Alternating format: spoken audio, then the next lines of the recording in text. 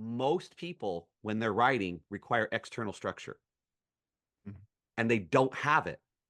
And so my tiny habit to get myself started was I have to open the computer. I have to open the file. I have to type a sentence. If I want to quit after that, I can do it. That little bit of getting started, getting you over the inertia of not taking action helps so much. Well, I'd have bet against it, but they're back. Mark and Mike. It doesn't take a genius. Hunsicker. Well, that was unusual. Welcome, Chris Hunsicker, in a very special episode of It Doesn't Take a Genius.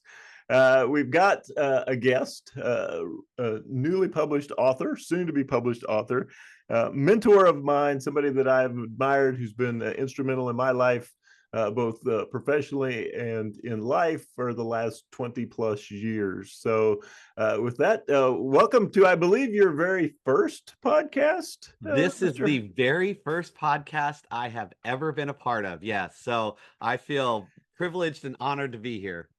And that's amazing to me because, as somebody who's literally done, platform in-person training around the world, what 6 continents? Yeah, I think I've all 6 continents. I think I'm up to 43 countries now. And never on the World Wide Web. No, no, this is the first time on a podcast, so I'm excited. And I picked this because I'm not a genius, and so I can't think of a better place to start than I'm not a genius. I mean, I am your ideal client here. Oh, that's fantastic, and that's why we're here. That's why we provide this platform for aspiring geniuses worldwide. So fantastic! Yeah, we worked together. You were the one of the early, most influential people in my getting into automotive retail space as far as coaching and counseling and facilitation and things like that. So you've written a book, and the book was 1 to 2 decades in the making. Yes, I would say at least 10 years. The ideas and principles I'd thought about and taught, like you said, all around the world. I got to write a book. I've got to write a book.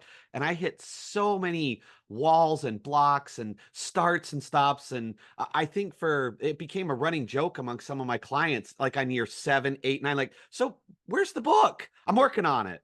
And so I would say the book took less than 9 months to write, but it took a decade to think about. So you didn't know it, but we referred to the book as Atlantis. Right? It was widely talked about, but nobody'd ever seen it. I'm going to borrow that. I'm going to use that from now on. People ask about it, what it's like. I say, this was my Atlantis. Oh, definitely. Yeah. We knew it was going to be awesome. It was a great place. Yes. And what was really amazing is, people wanted you to write the book. Mm-hmm. People were asking, it wasn't, oh, Chris is writing a book, I'll have to buy one. It was, when are you going to write a book? I think it would be wildly beneficial. So we'll start at the beginning. Or what was, we knew the world knew that we wanted you to write a book. What was your inspiration? What was the inspiration for you to write a book?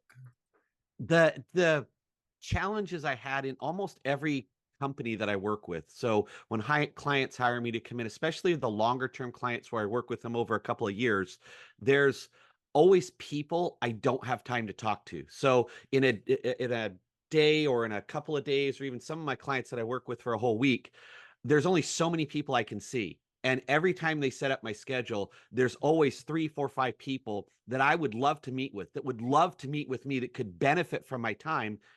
And they just don't get to. There's just not time to do that.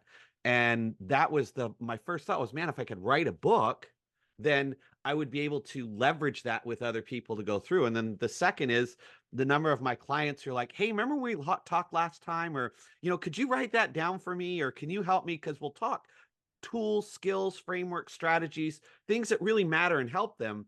But then they get caught up in the day and day of what's going on, or they can't quite remember it, or they used it 6 months ago and now they don't remember how to do it, now. And so it was finding a way I could serve more people.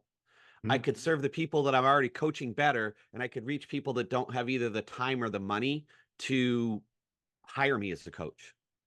Oh, that's fantastic. Yeah, you look at it, as you're talking, I'm thinking, okay, it would be a Chris multiplier. Yep. Or it would be Pocket Hunsicker. And I would say less of me and more of principle. I see it would be a pocket coach, a pocket skill set, a pocket principle thing, because it's not so much me, because very little of what I teach, talk about, or do is unique or original to me. As a matter of fact, half of it you can go back to Stephen Covey, has his circle of control and circle of influence. Well, that's Epictetus and Enchiridion, right? Literally 2,000 years ago. The first chapter of the Enchiridion says that the essence of life is to understand that which you can control and that which you cannot. And the joy and happiness comes from focusing solely on that which you can control. Okay. Just Stephen Covey repackaged it in 7 Habits. And I'm like, whoa, that's really good. Oh, And so I want people to have access to principle, tool, skills, and frameworks so they can solve today's problems today, less than that, hey, I've got Chris with me, if that makes sense. oh, It was less for expanding my influence, or it was less about my brand than it was about helping people make the world a better place. Oh no, that's fantastic, and that's been a value of yours, whether stated or unstated, since I've known you. Right, the willingness to give of expertise, time, and talent in a free manner, which has served you well. So we'll do this in 2 parts. The first part we'll actually talk about, excuse me, the writing process, and then we'll do a part 2 episode where we talk about the actual contents of the book. So when I published my first book, so it was a pandemic project. I was amazed, literally just stunned at the number of people who came up to me and they said, "Oh, we read your book. It was really neat. And, thank you." And they would always say the same thing. I wrote a book, and I always say the same thing. I'd go, "Fantastic. Can I see it?" And they'd go, "Well, it's not done. I've got it roughed out. I've been working on it for 10 years. I keep tweaking it. I keep perfecting it." And I had one person actually, they showed me this manila envelope. So they opened up this envelope. It was full of scraps of paper with writing on it. And they said, "My book is right here." I'm like, need some assembly. Yeah. And it's like, no, it's all here. So Seth Godin talks about that overcoming the resistance. So you had this idea, you wanted to do it, it took you a long time. So how did you push through the resistance? How did you make this thing become a reality when I talked to literally hundreds of people who've not been able to push through that last little bit of resistance? Sure. Can I answer it? Let me tell you about my first umpteen failures, all the ways I wasn't able to push through, so that the way I push through would make sense. That might be more applicable to where people are at. So take the examples that you just shared. My first failure centered around one, I was trying to write 17 books all at once. I had so many ideas of things I could do after 25 years of coaching and therapy and working there. I could go all over the place. So I finally said, okay, well, let me just write it all in one big book, right? So I failed because I tried to do too many things at once. Then the next place that I really failed with the resistance was I seriously struggled with imposter syndrome, I guess you could say. Mm-hmm. I try to have a good moral center, and I try to be a decent human being, and it's hard at times. But the idea of, I looked at a Tony Robbins or a Stephen Covey or Malcolm Gladwell, Adam Grant. Like, you can see behind me, that's my real bookshelf. Like, that's not a thing. That's actually, those are my friends. That is where I learned how to be a decent human being. And I looked at them and I thought, I'm not them. I don't compare to them. I'm not as good as them. And so I spent all of my time focused on what I'm not and very little time on who I am or what I have. And so that just really ground me to a halt. And then I have pretty severe dyslexia, and I am a very mediocre to poor writer. For someone with a graduate degree, I read incredibly low. Most people with a graduate degree read at 800 to 1,000 words a minute. I read at about 350. Ooh. And so I'm about half the speed of most people. And so writing in a language writing is hard for me. Composing an email was difficult for me. And so because I knew I wasn't a good writer, it caused me to be more, I would say, perfectionist about what I would do. So those were really, it was comparison, imposter syndrome, not particularly good at language, not a fast reader, not a good writer. And all of that kind of combined to, who the heck are you to write a book? Right. And I would say the breakthrough came, and this was really helpful. And we dive deeper into how I wrote the book. I hired a writing coach. Oh, Say, hey, I need to figure out, because whenever I come up against something where I have a desire that exceeds my skill set, the first thing I do is hire a coach, because there's always someone who solved the problem that I'm having. And if they've already solved it, I can buy their time and their solution, which is in essence what my book is. It's someone buying my solutions to problems they already face. And the thing that helped me most is they said, Chris, every great author does two things. One, they write to a single person. And he helped me develop an avatar of who would benefit from my book. And then the second thing is he asked me, tell me, Chris, what are the hopes, the dreams, the fears, and frustrations of that avatar? And how are you going to solve their problems? And all of a sudden, I went from, I'm not a writer, how can I write, to this is what I do for a living. I get people and I help people solve problems. And that's what I love to do. And so my avatar, I named him Ryan, and he's a 35-year-old general sales manager at a medium-sized dealership, and he's been in the business for 10 years, and he got where he was at by being a top salesperson. And he's very driven, very goal focused, but he's also emotionally volatile. It shows up in problems at home and at work. And his basic philosophy is, if I just sell a few more cars, everything will be all right with my family and my marriage, because I'm taking on a great vacation. Everything will be okay at work because it'll take care of all the paperwork and things that are getting messed up. And so I got very clear about who Ryan was. And when I sat down to write, I just had a conversation with Ryan. And then I was able to write every day almost with very limited problems or challenges. And each day I wrote about, what are the problems I'm going to solve? So instead of like outlining a set of chapters, I outlined a set of problems that my person, Ryan, faced. And then I crafted chapters around each of those problems. And the writing just flowed from there.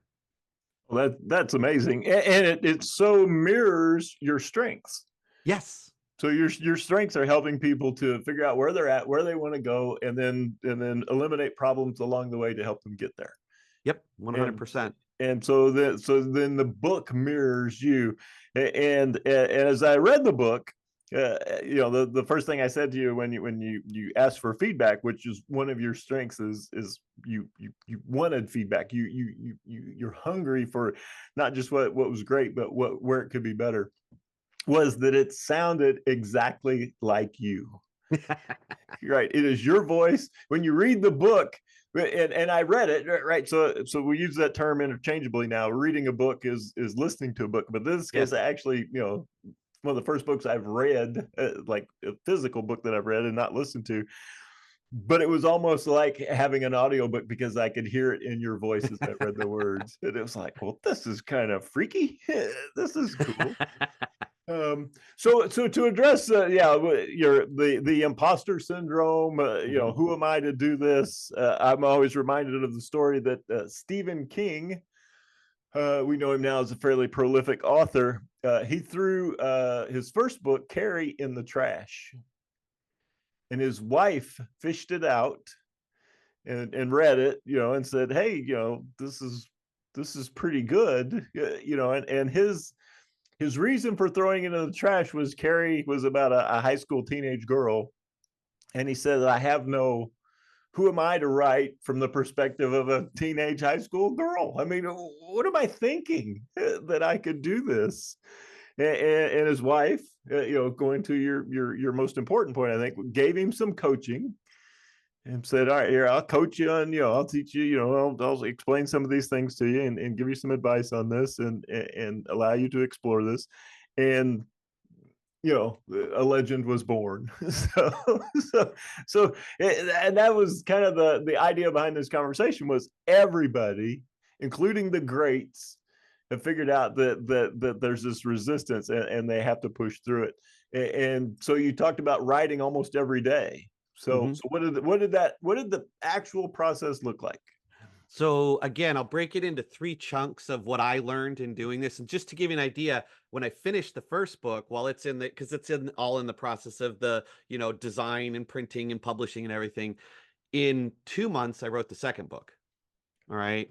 So because I told you there's a lot in there, but I have a process now that I know. And when you look at writing every day, I'd break it down into 3 things. Number 1, you don't write books and you don't write chapters, you write sections. Yep. So what a chapter is a bunch of really good written thoughts kind of all put together. And most people try to sit down and plan out a chapter and say, I'm going to write a chapter. I'm going to cover point A, B, C, and D. And then I'm going to write each of them sequentially. Well, movies aren't made that way.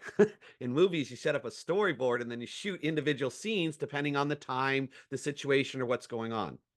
And it's the same thing with good writing, in my opinion, is that you write every day, and every day you write a specific thought, a specific idea. So I might be writing about unconscious competence and how you move from conscious incompetence to unconscious competence. I might be writing about the problems that we're going to solve or how to do incremental performance improvement. And so what I started looking at, if you remember, here are the problems I'm going to solve. Right? These are the problems that my avatar faces. Then what skills, tools, and frameworks do I have that solve those problems? And then I put those in. And then I sat down and said, okay, well, what are some examples and some stories that explain how to use this tool that a reader could understand? And so once I had mapped that out, storyboarded it, if you will, then each day I would pick something to write on. And I set aside some time in the mornings. Now I travel all over the world, so sometimes time zones and travel things get in the way. So I can't say that I wrote every day, 7 days a week. Every day means 4 to 5 times a week for an hour or 2 a day. Depending on schedule, I would sit down and write. And there are times when I would get really into things, and I might, especially in the afternoons and evenings, where I could write for 5, 6, 8 hours at a time because you just get locked into a zone or a place where I'm going. But the majority of it was those chunks. And I always said that a bad day of writing to myself, that I would write bad rather than not write. And I'd say that was the biggest shift between talking about book Chris and writing a book Chris, was I committed to write bad stuff. That every day I knew I could sit down at a computer and write crap. I didn't know if I could write good stuff, but I knew I could write crap. And I was willing to write crap rather than not write. Or better said, I was unwilling to not write. And if all I could write was crap, that's what I was going to write. And very little of it turned out to be crap out over time. Right. Well, that's the purpose of editing and second drafts and third drafts. And when you think about it, right, what you're describing is everything that anything that anybody's wanted to accomplish that was worthwhile would follow this process.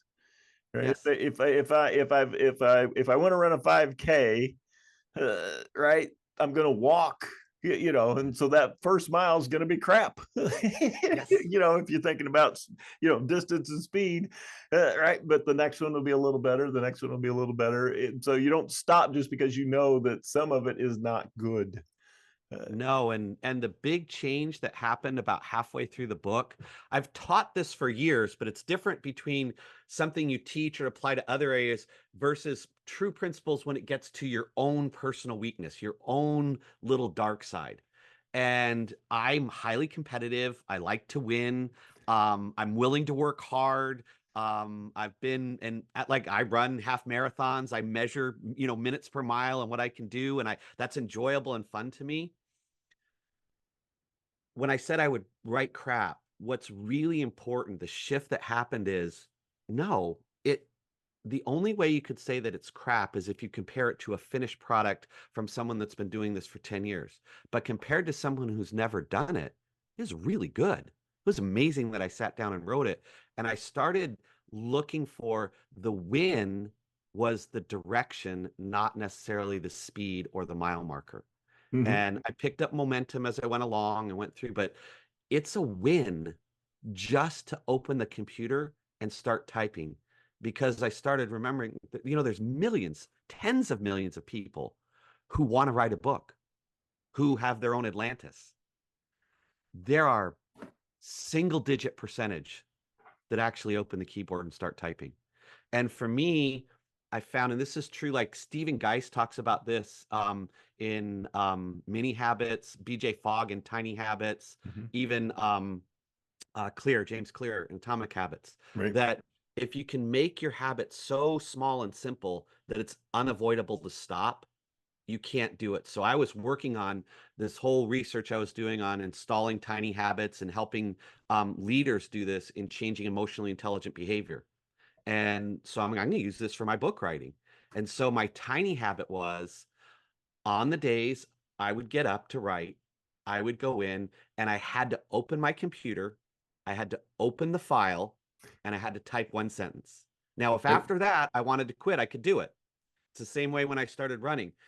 I would work all day coaching in a dealership, and it's 5 o'clock, and I put in a hard day, and I have to go run 4 miles to train for my half marathon. And I didn't want to do it oftentimes. But my deal was I had to put on my running shirt and my shoes, walk out of the hotel, and at least go around the parking lot. Then I could come back in and quit. But Mhm. once you get your shoes and your shorts on and you get outside the building, I generally finished my workout. Once I opened up the computer, opened up the file, and wrote the first sentence, I generally continued writing. And Mhm. so the biggest shift for me was people massively underestimate their need for structure. And nobody succeeds without structure. Now, some people have great internal structure, other people require external structure, and it's different for different things. For me, from a reading and learning standpoint, I have phenomenal internal structure. I don't need any external structure. For exercise, if I'm left to my own, like I got to get up and decide how many miles I'm going to run today, or I go to the gym and I don't have a workout plan, I'll buy a smoothie and go home. All right, I'm terrible. I have to have external structure. Like, this is leg day, this is arms day, this is yoga day. Like, I would have to, why I ran half marathons, because I could print out a 13-week training plan. It was like, run 4 miles this day, run 3 miles this day, do interval work this day. And all I had to do was show up and do it. Most people, when they're writing, require external structure, Mhm. and they don't have it. And so my tiny habit to get myself started was, I have to open the computer. I have to open the file. I have to type a sentence. If I want to quit after that, I can do it. That little bit of getting started, getting you over the inertia of not taking action helps so much. Then it's easy to write bad stuff. But then once you start writing for 3, 4, 5 days in a row, and then you do that for 4, 5, 6 weeks in a row, you start to build some momentum and flow that the computer just opening up starts your flow state. Right. That makes perfect sense. I was listening to David Goggins, insane fitness guy, I love him. and he said, yeah, if you don't feel like working out, that's fantastic. So set your goal is just to walk into the gym and walk back out. Yep. Yeah. Go to the gym, say hi, wave at everybody, and walk back out. Well, you're already at the gym, so yeah, I'm going to do a little bit. That little tiny habit of Stephen King talked about this in his Stephen King on writing. He talked about that he would just write. He would either have a time goal. I'm going to write for an hour. I'm going to write for 30 minutes, or he would have a sentence goal. I'm going to write this many sentences, and kind of the same thing you said, right? He didn't care if it was good or not. The act of just doing the behavior over time produced enough good stuff that he had a wonderful product at the end. Well, there's some great research around this, and I call this the quality time dilemma. Everybody wants to have quality time with their kids. Do you know where quality time comes from? It comes from quantity time. In other words, if you spend enough time with your kids, there's going to be moments of absolute beauty, but you can't schedule them.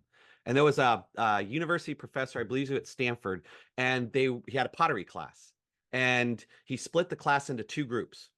Group A, at the end of the semester, only had to produce one piece of pottery, but that piece of pottery would be their entire grade. The other group was given a volume goal. They had to do 50 pounds of pottery. And whatever they did out of 50 pounds of pottery, they were paid for the volume of what went through. And interestingly, the Atlantis Chris was the one guy. I was trying to make the perfect piece of pottery to get an A, and so I didn't make anything. Mm-hmm. The Tiny Habits guy who got up and wrote one sentence every day, that guy who actually wrote the book, he was the volume guy.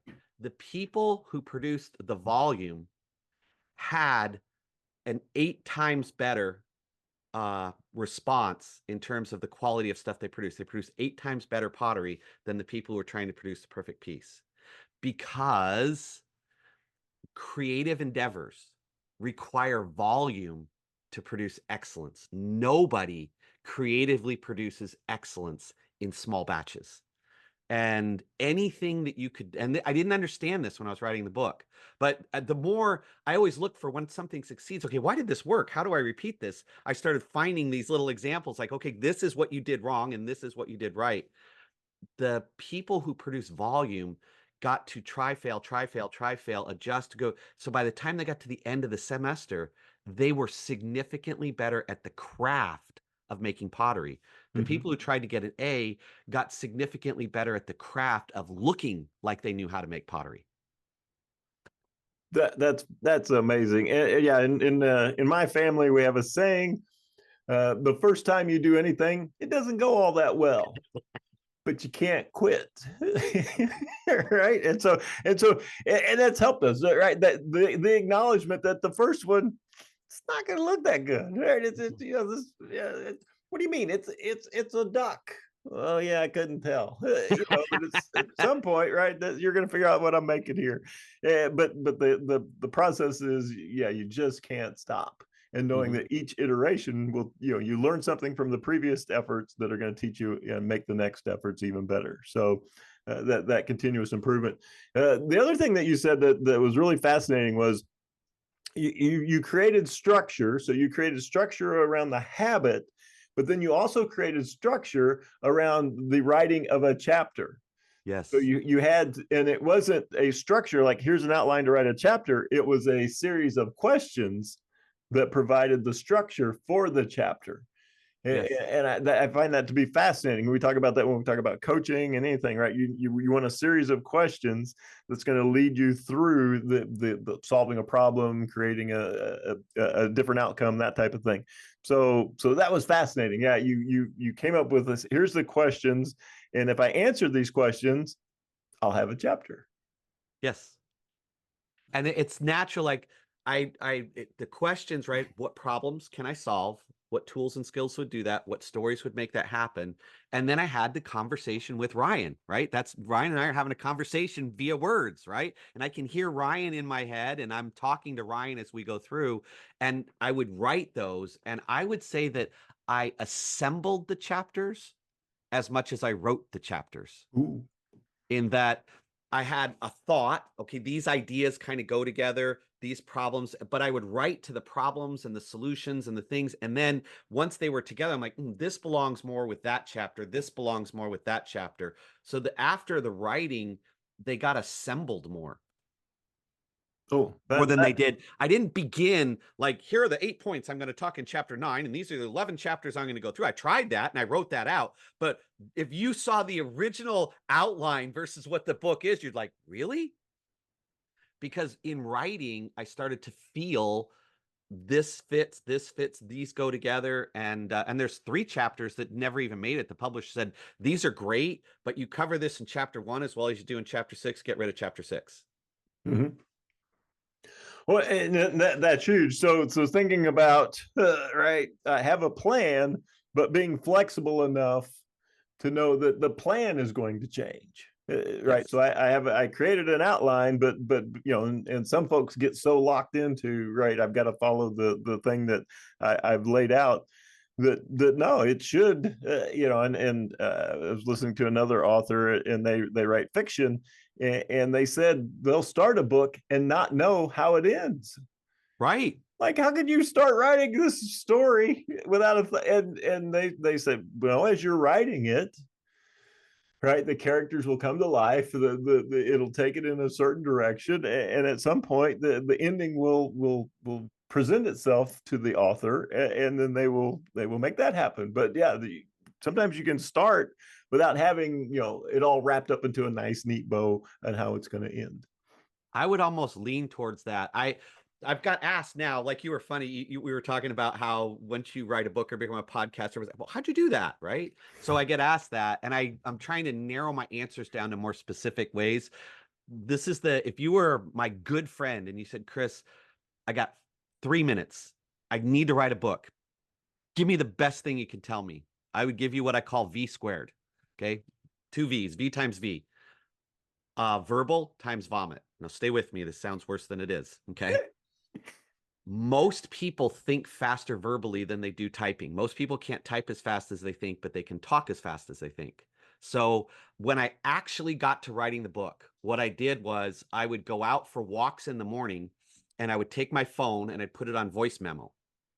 And I would just talk to Ryan, because moving and walking, that's for semi-ADD guy like me, that works really well. And it keeps my mind flowing and going through. So verbal, don't try to write your book, talk your book. So I talked the whole thing out, and then I just come home, and you could take things like Restream, and there's so many products out there you could use. And I would just download the audio file and then AI transcription, and you get it done in, I don't know, like it's less than a minute or two. And then the next day or the 2 days later, when I would start writing, I wasn't writing from a blank page. I was writing from my verbal. So I was taking what would be audio or verbal speaking and turning it into prose. But here was the whole idea right there that I talked out and went through. So that's the verbal. You can, not exaggerating, you could 10x the speed of your writing if you start with verbal instead of a blank sheet of paper. Well, and I think the idea of having somebody to talk to, in this case, the avatar Ryan. Yes. So yeah, now I've got, so just, for some people it might be weird to just talk. But if I know that I'm talking to a specific person, well, the ideas flow, the conversation feels natural. It just comes out. And the same would apply to nonfiction. If you're writing writing fiction, tell the story to a person. Yeah, no, makes perfect sense. Is vomit. And by that, I mean, create a vomit draft. You have all these ideas in your book, just vomit it out there. Don't worry about structure and style. Just get the whole thing out there. That, I want to write 10 chapters, and here are my 10 chapters. So then chapter 1, just vomit out everything you can think about it. And in some of my early vomits, I'd be talking about, okay, I want to go over the stuff about problems and how it affects people. And I also want to talk a little bit about, the positive to negative ratio. And I can't remember, Kim Cameron had that stuff on there. And I got to go find the research on Kim Cameron and what's going on, because he had this great stuff. I can't remember if he was at University of Michigan or if he was Wisconsin. I need to go ahead and I got to look that up. But he was really talking about how the ratio of positive and negative affects out and goes through. Who else talked about? Oh, John Gottman talked about that too. And he went through there, and I'll just go through and I'll just think and vomit all of this out. Well, if you try and say, okay, well, where did Cameron teach? Was it at University of Michigan? Where do I have that file? Like, what was the thing that he talked about? You'll spend the rest of the day trying to find out he was at the University of Michigan and find that file. But I got an entire chapter out. Does that on my walk as I go through? So the idea of verbal and vomit, once you get the concept, just vomit out everything you've got. Now, when you come back and you transcribe it, you can start looking at what do you need. So here's the next step that you talked about, structure. So once I got back from the vomit and I looked at it, the vomit created follow-up tasks that I scheduled. Ooh. So find out where Kim Cameron was at. Get his article that he talked about positive and negative. Find 3 other research articles to talk about the ratio of positive to negative communication and how it affects turnaround companies and what they did. Go research John Gottman, find out what his ratio was to go through, and follow up on Carol Dweck and find out whether it was in Mindset or whether it was in Theories of Self that she talked about this particular ratio as it related to kids and their ability to understand. So I created tasks to follow up on that I scheduled primarily for non-writing days. Ooh. And that kept the flow and the movement going. No, you make such a good point that, right, if I get sidetracked by one thing, Now I've derailed, but so to me, you kept your eyes on the prize. So I got this focus. Here's what I want to accomplish, and I've got these side tasks, but I can't let the side tasks take me away from the main focus. And if I stay on that, good stuff's going to happen. Yes. Wow. All right, this was amazing, and I hope for our listeners, both of you, that the takeaway is that this could apply to anything, right? Whether it's working out or it's changing careers or whatever endeavor that you're embarking upon. The lessons learned here that Chris outlines from writing the book would be the same lessons that would get you to do anything where there's fear, there's resistance, where you're starting something that's new and unfamiliar. This system would take you to the next level. Yeah. If I had to summarize it simply, create an avatar so you know who you're writing to, use the V squared, like verbal and vomit, and get it out.